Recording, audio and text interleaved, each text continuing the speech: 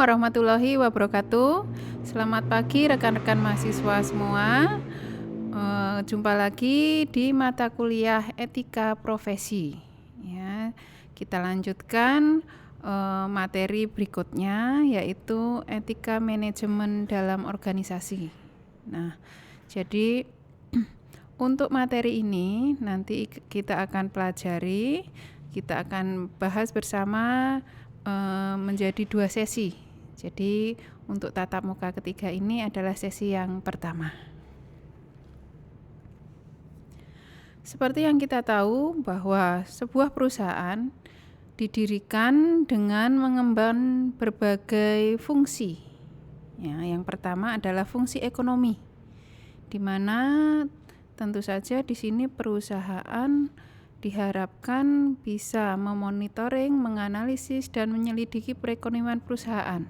Jadi intinya terkait dengan bagaimana perusahaan bisa menghasilkan keuntungan bagi perusahaan.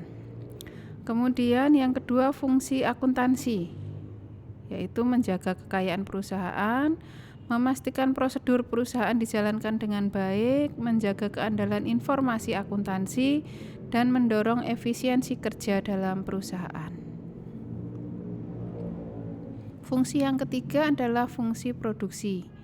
Dalam fungsi ini, perusahaan diharapkan bisa menciptakan atau mungkin dengan menambah nilai atau fungsi dari suatu produk, dari suatu barang ataupun jasa. Fungsi yang keempat adalah fungsi pemasaran, di mana di sini perusahaan diharapkan bisa memenuhi kebutuhan masyarakat dengan adanya produk, barang maupun jasa yang dihasilkan, dan melakukan pertukaran yang saling menguntungkan antara produsen dan konsumen. Jadi di sini produsen menghasilkan produk, kemudian untuk didistribusikan atau dikonsumsi oleh masyarakat sebagai konsumen. Kemudian fungsi kelima yang dijalankan oleh perusahaan adalah fungsi personalia, di mana di sini perusahaan diharapkan bisa mengelola sumber daya manusia yang dimiliki agar dapat berkontribusi secara efisien, efektif dan efisien dalam pencapaian tujuan perusahaan. Nah, berbagai fungsi yang dijalankan tersebut diharapkan apabila bisa berjalan dengan baik, fungsi-fungsi tadi diharapkan dapat mencapai berbagai tujuan. Ya, itu diantaranya profitabilitas. Ya, profitabilitas ini terkait dengan pencapaian keuntungan perusahaan. Kemudian juga efisiensi. Efisiensi biasanya terkait dengan penggunaan sumber daya yang dimiliki perusahaan di mana jumlahnya terbatas. Kemudian juga dengan tujuan kepuasan dan pengembangan karyawan, tujuan kualitas produk ataupun jasa untuk pelanggan, tanggung jawab sosial, kepemimpinan pasar, memaksimalkan dividen, survival, dan kemampuan untuk beradaptasi. Jadi fungsi tadi bisa berjalan dengan baik, diharapkan bisa mencapai berbagai tujuan yang diinginkan. Nah, dari berbagai tujuan tersebut, dari beragam tujuan yang ingin dicapai tersebut, secara singkat atau secara umum kita bisa katakan bahwa tujuan yang ingin dicapai adalah terkait dengan profitabilitas atau pencapaian keuntungan, dan juga dalam jangka panjang atau bisa kita katakan survival tadi ya, survive, dapat bertahan dalam jangka yang panjang. Nah, agar bisnis atau perusahaan tersebut dapat berhasil mendapatkan keuntungan maupun bertahan dalam jangka panjang, maka perusahaan dituntut untuk memenuhi, menjamin, dan menghargai kepentingan semua stakeholder yang ada dalam perusahaan. Ya. Kemudian untuk itu diharapkan manajer bertanggung jawab untuk menciptakan dan memelihara iklim perusahaan yang beretika, sehingga Dengan demikian dapat melindungi organisasinya terhadap tindakan yang bertentangan dengan etika ataupun melawan hukum. Di sini manajer juga dituntut harus bertindak efektif dalam situasi di mana dihadapkan pada aspek-aspek etika baik yang terjadi di lingkungan internal maupun eksternal. Nah, untuk membuat keputusan yang bernilai etis ya dalam suatu perusahaan ya. Jadi di sini seorang manajer dituntut untuk memiliki pemahaman berbagai isu-isu tentang etika secara faktual, serta juga memiliki keterampilan yang terkait dengan pengalaman dan latihan. Jadi untuk membuat keputusan yang beretika itu diperlukan keterampilan dengan adanya pengalaman dan latihan.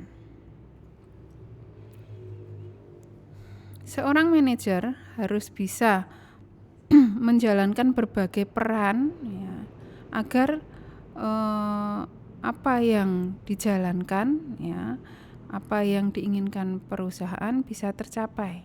Nah, berbagai peran tersebut ya diharapkan bisa dijalankan ataupun dikelola dengan baik agar satu dengan yang lain tidak terjadi benturan ataupun konflik.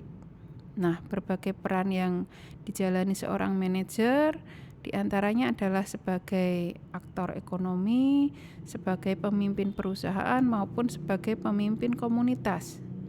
Sebagai aktor ekonomi, ya, manajer di sini dituntut untuk mengambil keputusan yang bersifat ekonomi, ya, agar dapat sukses di pasar yang sangat kompetitif. Jadi intinya bagaimana agar perusahaan bisa mendapatkan keuntungan atau profitabilitas. Nah, dalam hal ini sebagai aktor ekonomi, manajer merupakan agen dari para pemegang saham. Jadi mereka yang sudah berinvestasi di perusahaan berkepentingan dengan adanya keberadaan perusahaan tersebut, sehingga manajer wajib menjalankan perusahaan untuk kepentingan mereka. Ya, salah satunya ya. Bagaimana caranya? Tentu saja dengan memaksimalkan hasil ataupun investasi yang telah dilakukan. Kemudian peran yang berikutnya adalah manajer sebagai pemimpin perusahaan. Dalam menjalankan suatu perusahaan ataupun organisasi bisnis, manajer dipercaya untuk mengelola berbagai sumber daya yang dimiliki, ya, bagaimana sumber daya tersebut dapat dikelola secara efektif dan efisien sehingga bisa mencapai tujuan yang diinginkan perusahaan. Jadi karena jumlahnya terbatas, maka tentu harus dikelola dengan baik. Kemudian diharapkan perusahaan juga atau manajer bisa memenuhi keinginan ataupun kepentingan dari stakeholder, bagaimana agar semuanya kepentingan yang ada itu bisa dicapai dengan seimbang dan tidak terjadi konflik. Kemudian yang ketiga, manajer sebagai pemimpin komunitas. Di sini peran manajer adalah bagaimana bisa melayani kepentingan seluruh masyarakat. Ya, karena masyarakat di sini seperti kita tahu bahwa masyarakat bisa sebagai pasar yang potensial, masyarakat bisa sebagai sumber perusahaan mendapatkan tenaga kerja, informasi, teknologi, dan lain sebagainya.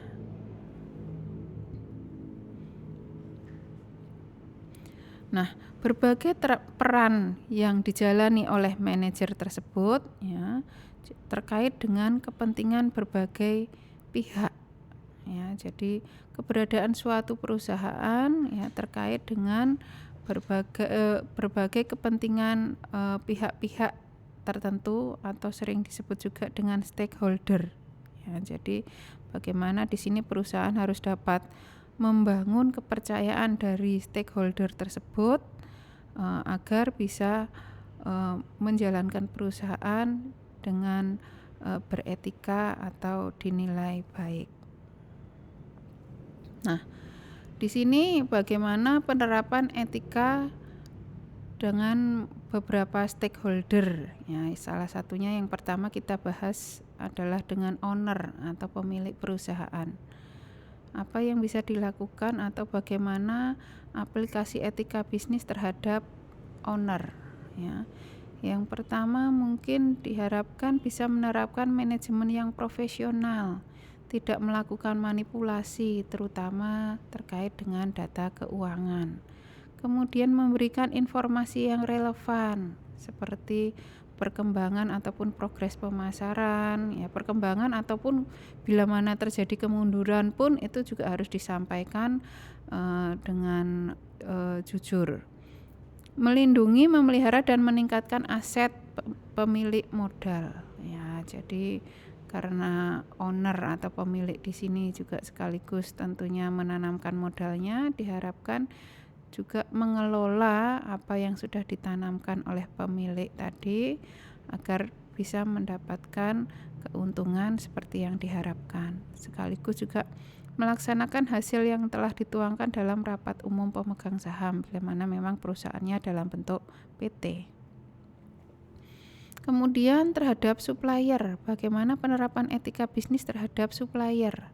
Di sini harus menjunjung tinggi nilai-nilai keadilan dan kejujuran ya, terutama misalnya dalam menentukan harga, menentukan hak dan kewajiban masing-masing pihak, baik supplier maupun perusahaan.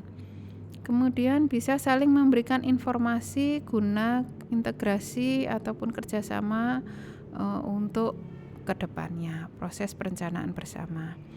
Menjalin kerjasama untuk stabilitas hubungan jangka panjang. Jadi diharapkan hubungan dengan supplier pun bisa bertahan dalam jangka yang panjang sebagaimana harapan terhadap keberadaan perusahaan, bisa survive dalam jangka panjang.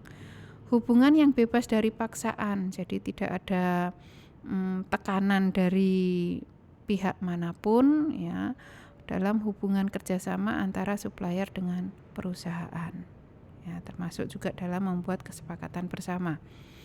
Kemudian penerapan etika bisnis terhadap customer atau pelanggan yang selama ini menggunakan produk baik barang maupun jasa yang dihasilkan oleh perusahaan. Tentu saja harapannya bisa memberikan barang ataupun jasa dengan kualitas yang terbaik sesuai dengan keinginan pelanggan. Kemudian promosi yang dilakukan pun juga harus promosi yang beretika ya, menghormati pada martabat kemanusiaan. Jadi tidak menyembunyikan informasi yang penting. Kemudian menciptakan lingkungan yang sehat, tidak menimbulkan polusi ataupun pencemaran, baik polusi bisa polusi udara, polusi suara ataupun polusi-polusi yang lain. Memberikan ganti rugi bila pelanggan merasa dirugikan, seperti adanya garansi. Menghormati budaya yang berlaku pada perilaku pelanggan perusahaan. Jadi jangan sampai produk ataupun jasa yang diberikan perusahaan tidak sesuai dengan budaya yang berlaku bagi masyarakat ataupun customernya. Kemudian penerapan etika bisnis juga harus diperhatikan terhadap karyawan sebagai stakeholder internal. Di sini diharapkan adanya pemberian lapangan kerja dan imbalan yang memadai, sehingga karyawan pun juga tentu saja mempunyai kepentingan terhadap keberadaan perusahaan. Diharapkan keberadaan perusahaan tersebut dapat meningkatkan kualitas hidup para karyawannya. Memberikan gaji sesuai dengan peraturan seperti UMR dan lain sebagainya. Komunikasi yang lancar ya, baik mengenai pekerjaan maupun transparansi dalam penilaian prestasi kerja. Jadi harus ada komunikasi mengenai tugas-tugasnya maupun mengenai penilaian kinerjanya. Kemudian respon yang aktif dan saran yang konstruktif dari karyawan. Jadi dalam pengambilan keputusan juga diharapkan bisa melibatkan karyawan, sehingga saat keputusan itu dibuat, karyawan pun bisa melaksanakan atau menjalankannya dengan sukarela. Kemudian perlu adanya negosiasi dengan pihak yang bertikai bila dalam hubungan antar karyawan dan perusahaan terjadi konflik, maka diharapkan konflik itu diselesaikan dengan demokratis, dengan negosiasi yang baik. Kemudian karyawan juga memerlukan adanya jaminan keselamatan dan kesehatan, ya, atau sering diistilahkan dengan K3, kesehatan dan keselamatan kerja. Kemudian juga karyawan menginginkan pengembangan sumber daya manusia, jadi agar untuk dapat meningkatkan pengembangan karirnya. Kemudian menekan pengangguran sebagai akibat berakhirnya pekerjaan di lapangan bila mana memang misalnya dalam suatu proyek karyawan tersebut bekerja atau dipekerjakan di dalam suatu proyek, bila proyek tersebut berhenti bisa disalurkan ke proyek yang lain ataupun di tugas yang lain, sehingga tidak menimbulkan waktu di mana karyawan tersebut menjadi tidak bekerja. Kemudian kondisi kerja harus diciptakan mencerminkan penghargaan perusahaan terhadap kesehatan dan martabat karyawan. Jadi ada reward, ya, ataupun penyesuaian kondisi kerja di mana mereka bisa bekerja dengan nyaman. Kemudian juga terkait dengan pemerintah. Jadi salah satu stakeholder eksternal adalah pemerintah. Bagaimana etika bisnis ini juga diterapkan terhadap pemerintah.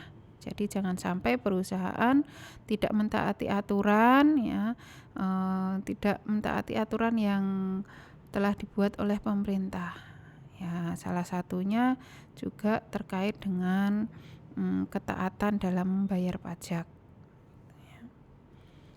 Kemudian bagaimana dengan pesaing? Pesaing ini juga merupakan salah satu pihak yang berkepentingan, juga kita juga berkepentingan terhadap aktivitas atau kegiatan mereka. Jadi pesaing di sini jangan hanya dipandang sebagai musuh gitu ya, tetapi kita sebaiknya memandang pesaing sebagai mitra kerja, sehingga bisa memberikan manfaat seperti dengan kita menganggap pesaing tersebut sebagai mitra, kita bisa mengetahui apa keunggulan mereka, ya, sehingga dapat menjadikan motivasi bagi kita agar kita juga bisa melakukan berbagai hal yang juga sesuai dengan karakteristik kita untuk menggali keunggulan kita agar tidak kalah juga dengan pesaing.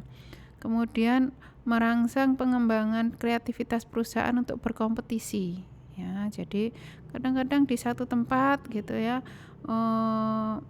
pesaingnya banyak, misalnya seperti di pasar Klewer ataupun di Beteng itu ya, semua itu jualannya ya produk fashion, ya. Apakah mereka bermusuhan? Biasanya tidak, ya, bahkan mungkin bisa bekerja sama dengan antara satu toko dengan toko yang lain, di mana mereka misalnya barang yang dicari tidak ada di tokonya, mereka bisa mengambil di toko rekan yang lain, seperti itu. Jadi tidak menganggap pesaing sebagai musuh gitu ya. Jadi dianggap sebagai mitra kerja, bisa bersinergi, ya, bisa sama-sama mendapatkan keuntungan. Kemudian juga bagaimana menerapkan etika untuk masyarakat, ya, masyarakat secara umum, ya. Jadi di sini perusahaan juga membutuhkan masyarakat, demikian juga sebaliknya, ya. Jadi di sini seperti tadi disampaikan bahwa masyarakat ini mempunyai banyak peran, bisa sebagai pasar yang potensial, ya, bisa sebagai sumber tenaga kerja, ya, bisa sebagai supplier, ya, kemudian juga sebagai pemasok ataupun sumber dari permodalan, kemudian sumber teknologi dan lain sebagainya. Jadi di sini saling membutuhkan, masyarakat juga membutuhkan perusahaan karena dari perusahaan tersebut mereka bisa memenuhi kebutuhannya.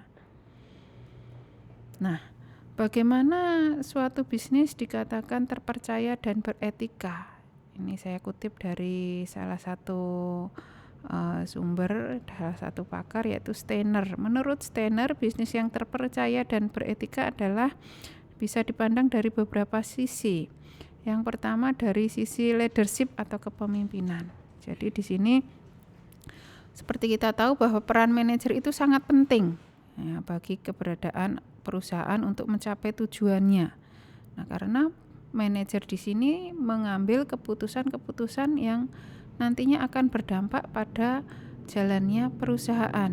Nah, keputusan yang diambil itu diharapkan merupakan keputusan yang tidak melanggar etika. Jadi bagaimana perilaku seorang pemimpin, ya baik perilaku secara individu, ya perilaku pribadi maupun saat orang tersebut berperilaku ataupun menjabat ataupun mencerminkan dirinya sebagai cerminan dari organisasi atau perusahaan. Nah, dari situ kita nilai, ya kita bisa berikan penilaian bahwa pemimpin tersebut adalah pemimpin yang beretika. Jadi saat menjadi diri sendiri, pribadi ataupun individu maupun saat mencerminkan sebagai perwakilan dari perusahaan, maka kedua perilakunya tentu harus sesuai dengan etika. Kemudian dari sisi strategi dan performansi, di sini merupakan salah satu fungsi penting dari manajemen, yaitu bagaimana agar mereka bisa kreatif dan juga inovatif dalam menyikapi atau menghadapi tingginya persaingan. Ya, jadi bagaimana dalam keadaan persaingan yang cukup tinggi mereka bisa mencapai tujuannya. Jadi di sini perusahaan mempunyai strategi yang excellent bila mana bisa menjalankan kebijakannya untuk mencapai tujuannya dengan cara yang beretika. Kemudian budaya perusahaan. Ya, budaya perusahaan ini merupakan kumpulan nilai-nilai, norma, ritual maupun tingkah laku yang menjadi karakteristik suatu perusahaan. Jadi di sini hendaknya dimensi etika yang terkandung dalam budaya perusahaan tersebut akan dapat terus bertahan bila mana didukung oleh adanya kebijakan-kebijakan formal dalam perusahaan. Sekaligus juga selain didukung oleh kebijakan formal, diharapkan adanya pembiasaan sehari-hari dari semua anggota perusahaan atau anggota organisasi, maka bisa membuat budaya perusahaan tersebut akan mendukung pencapaian tujuan perusahaan. Nah, kemudian kita bisa tinjau juga dari karakteristik individu. Jadi perusahaan ini terdiri dari banyak individu ya yang menjadi satu. Nah, perilaku masing-masing individu ini akan mempengaruhi bagaimana mereka bertindak ataupun berperilaku di tempat kerja atau di perusahaan. Sehingga perilaku di sini diharapkan baik saat berperilaku sebagai individu maupun berperilaku dalam perusahaan, maka diharapkan di sini bisa menunjukkan perilaku yang beretika ya, karena bagaimanapun juga nilai-nilai ya pun norma-norma moral yang dipegang oleh seseorang sebagai individu nanti akan tercermin juga dalam bagaimana dia bertindak di tempat kerja ataupun di perusahaan. Nah, untuk tatap muka kali ini mungkin cukup sampai di slide ini terlebih dahulu. Untuk slide berikutnya kita akan bahas di tatap muka berikutnya. Terima kasih. Wassalamualaikum warahmatullahi wabarakatuh.